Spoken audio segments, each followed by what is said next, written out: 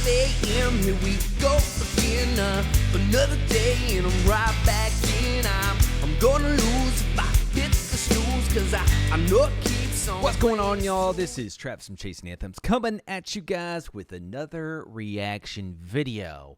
Now today we're gonna be checking out the Beastie Boys, Sabotage. You know, it's a household name. It's a band that most of us probably grew up with, especially if you were, you know, around in the 80s, 90s, 2000s, and just getting going, musically speaking.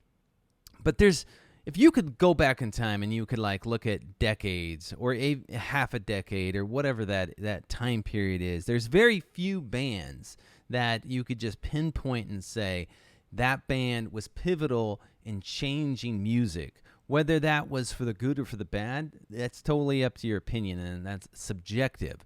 But I would argue that Beastie Boys would be one of those key bands that changed and combined genres, in many ways brought genres together, created new space, and opened the door for a whole next wave of individuals that, you know, maybe didn't fit into one genre or another, or said, you know what, I like this, this is what I grew up on, but I kind of like this as well, and I'm going to bring these two worlds together. And I think you see over Beastie Boys' career, they were pretty pivotal in taking hip-hop, which at the time did not have a main stage, was not as mainstream per se, was underground, maybe more localized depending on where you lived, who you were exposed to. MTV's just coming on the scene.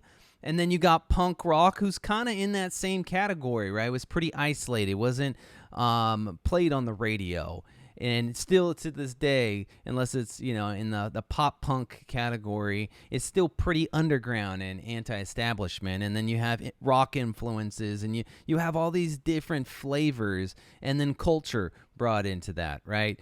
So I think Beastie Boys, like it or love it, you know, is really a key player in a lot of those things. Now, I'm not saying it's the first, right? You know, there's Run DMC that obviously, you know, that collaboration with Aerosmith, and there's others as well that, you know, could probably also be credited with really making it happen and taking it to the next level. But Beastie Boys definitely played a huge part in that. Hey, anyways, let me know what you guys think, but that's just my 2 cents on it. But with that being said, we're going to check this video out. If you are new to the channel, you know what to do. Please consider subscribing. Hit the bell to be notified of future videos. Like, comment, share, do all that kind of good stuff. Go check out original stuff. We got links in the description box below.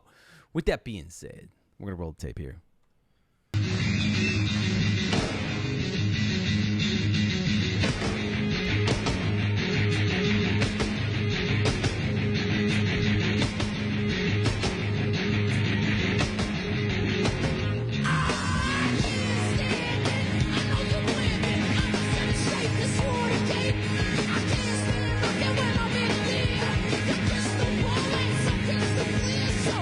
While you sit back and wonder why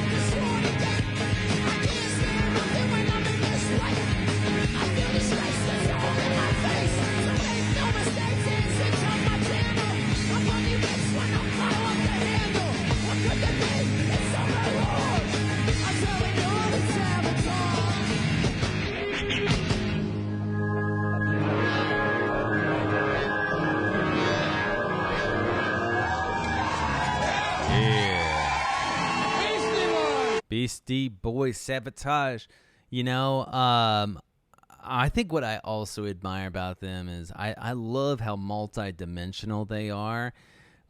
I feel like this as a musician myself. Like I feel like when you get stuck in a box, it's boring sometimes, right? Or it's not as free to be creative. And so mixing it up, playing instruments, not playing instruments, adding different sounds in, finding, different elements to bring to the table enhances it. And I think that they were the epitome of that and staying creative. Not only that, like their music videos were absolutely hilarious.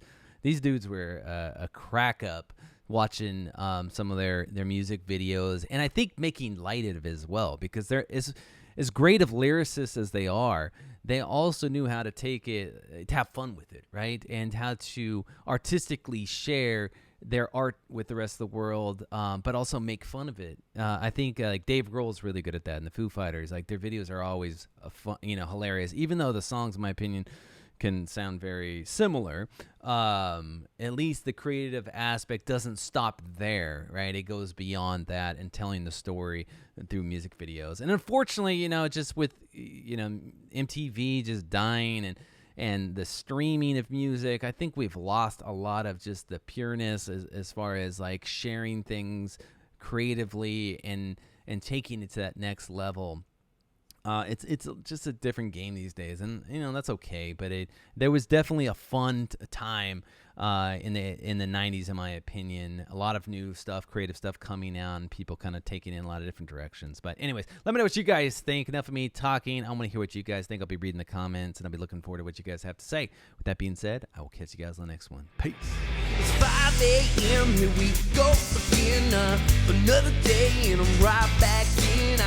I'm gonna lose if I hit the snooze, 'cause I know it